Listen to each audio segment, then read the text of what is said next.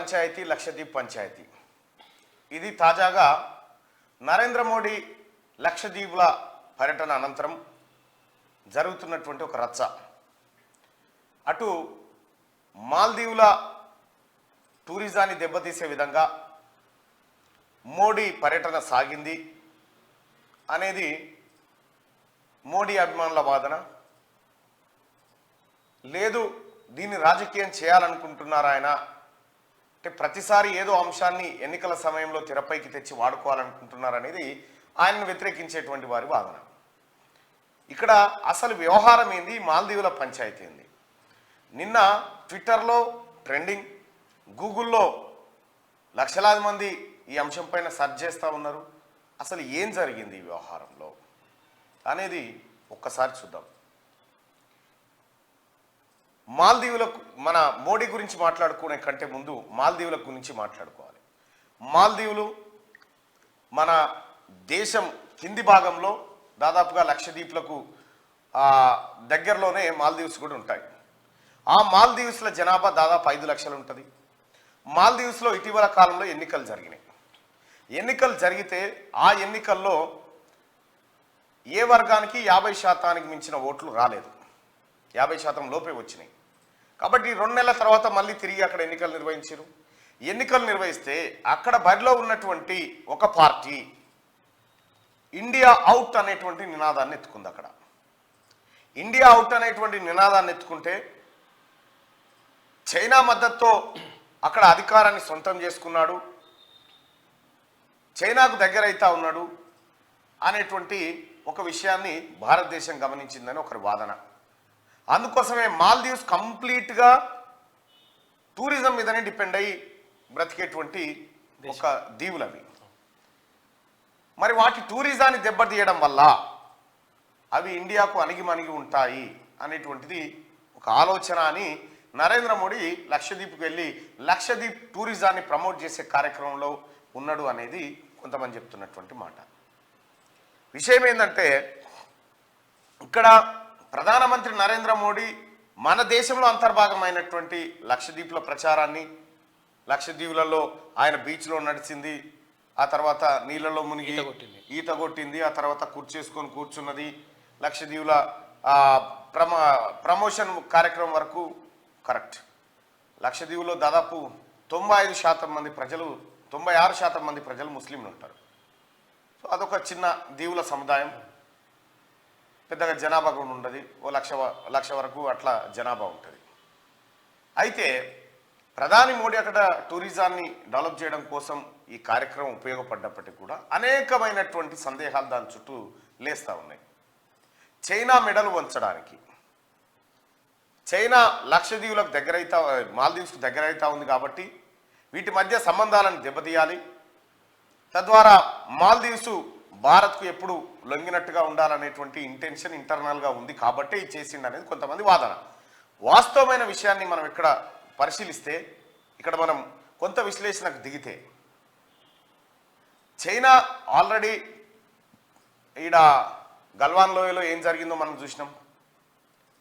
పాకిస్తాన్ మాల్దీవ్స్ కంటే కొన్ని వేల రెట్లు పెద్దది, చైనా అంతకంటే పెద్దది. భారత్ నిజంగా అనేక సందర్భాల్లో ఈ 2 దేశాలతో తలపడే అవకాశం వచ్చింది. సరే, పాకిస్తాన్ విషయంలో మనం పై చేయిలో ఉన్నాం, చైనా విషయంలో కొద్దిగా వీర పరాక్రమం అయితే ప్రదర్శించినాం, కానీ అల్టిమేట్గా మన సైనికులను పుడగొట్టుకున్నాం. ఇప్పుడు మాల్దీవ్స్కు వచ్చేటువంటి టూరిస్టులను ఆపడానికి మనం లక్షద్వీపులకు పోయి కార్యక్రమం చేసినాం కదా. మరి భారతదేశంలో ఉన్నటువంటి మొత్తం ప్రపంచ జనాభాలో భారతదేశం జనాభా టాప్, దాదాపు 150 కోట్ల దాకా పోయినట్టుంది, పోతుంది కూడా. అయితే భారతదేశంలో ఉన్న ప్రజలు ఎక్కువగా వాడుతున్నటువంటి వస్తువులు చైనా నుంచి దిగుమతి అవుతా ఉన్నాయి. చైనా నుంచి దిగుమతి అయితే చైనా వాడికి ఆహారము మార్కెట్ అంతా ఇండియా మీద డిపెండ్ అయినప్పుడు చైనా వాడిని కంట్రోల్, వారి వస్తువులు కొనకుండా ఒక కంట్రోల్కు తీసుకొస్తే అసలు చైనా వాడికి వాని దుకాణమే బంద్ కదా, ఆర్థిక వ్యవస్థ కుప్పకూలుతుంది కదా. సో ఈ కార్యక్రమం చిన్న మాల్దీవ్ దగ్గరికి పోయి మాల్దీవ్ నుంచి మాల్దీవ్కు చైనా సహకారం అంటుంది. సరే చేయాల్సిందే, దౌత్య నీతిలో భాగమే, కాదని లేదు. భారత ప్రయోజనాలే ముఖ్యం. కానీ అంతకంటే పెద్ద పక్కపొంటే ఉండి పోషిస్తూ ఉన్నాడు. ఓ రకంగా వాడు ఆర్థిక వ్యవస్థ బలోపేతం కావడానికి కారణం మనమే, మన ఆర్థిక విధానాలే. కాబట్టి భారతదేశంలో చైనా ఇంపోర్ట్స్ బంద్ చేయాలి. చైనా నుంచి ఇండియాకు వస్తున్న ఇంపోర్ట్స్ను బంద్ చేస్తే, లేదంటే వాటిపైన అధిక సుంకం విధించు ఇంకేదో కార్యక్రమం ద్వారా వాటిని నియంత్రించగలిగితే చైనా ఆర్థిక వ్యవస్థ కొంత ఇబ్బందులకు పోతుంది. వాస్తవానికి చైనా వాడు ఎప్పుడు డూప్లికేట్ తయారు చేస్తూ ఉంటాడు. చైనా మాల్ అంటారు దాన్ని. చైనా మాల్ అంటే అంతే, చైనా మాల్ అంటే ఉట్టిదే కాదు అనుకుంటున్నది. ఏదైనా కానీ చైనా అంటాడు, అందుకే చైనోడు అయినట్టు వాడు. గుండు పీరు తయారంటే చైనా ఏదైనా చేస్తూనే ఉంటాడు వాడు రోల్స్ రాయల్స్ కారే తయారు చేసిండు డూప్లికేట్ అంటే ఇక ఎటువంటి పని మంతుడో చూడండి. అయితే వాస్తవానికి చైనీయులు విదేశాలు అమెరికా అక్కడక్కడ పోయి చదువుకొని ఆనే ఉండరు, అటుకేని వచ్చేస్తారు. ఇక్కడ ఆ ప్రభుత్వం వాళ్ళకు పెట్టుబడి సాయం చేస్తుంది, వాళ్ళ డూప్లికేట్ కార్యక్రమానికి తెరలేపుతారు. తద్వారా ప్రపంచంలోని అత్యధిక దేశాలకు తమ వస్తువులను ఉత్పత్తి చేస్తున్నటువంటి దేశం చైనాగా మారింది. చైనా ఆర్థిక వ్యవస్థ దాని మీద డిపెండ్ అయింది.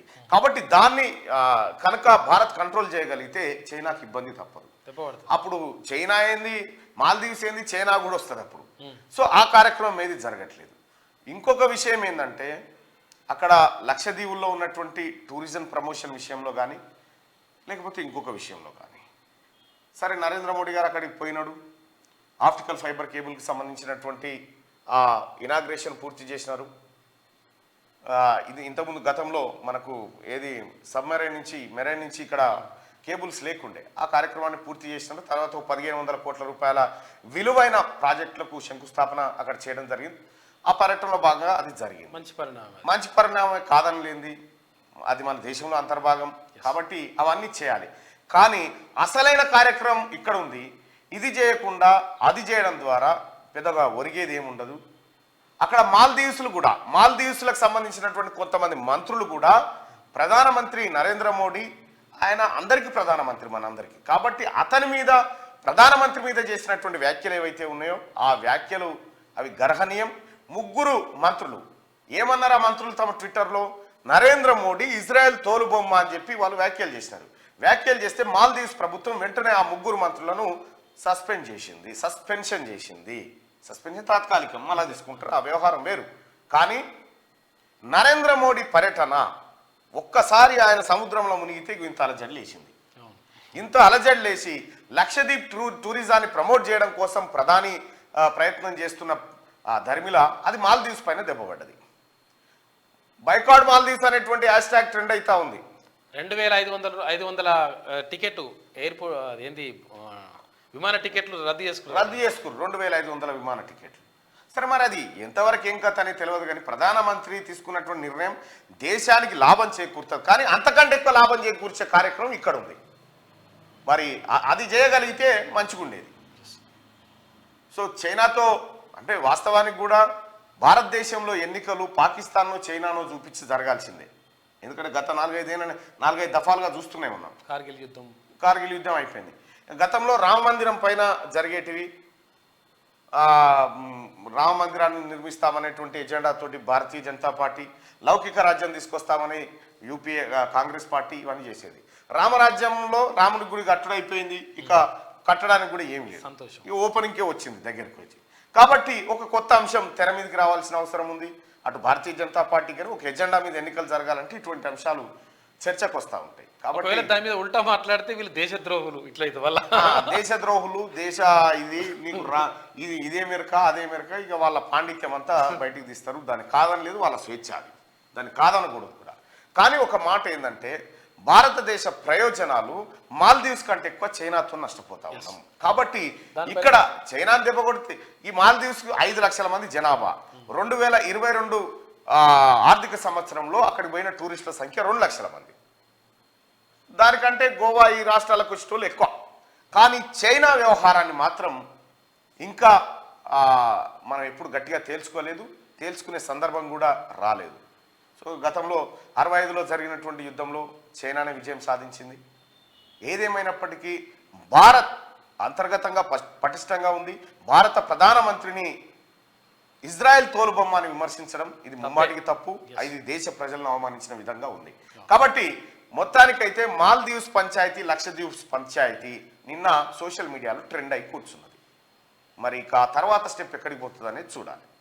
రైట్, ఇది మాల్దీవ్స్కి సంబంధించినటువంటి ఓవరాల్ వ్యవహారం.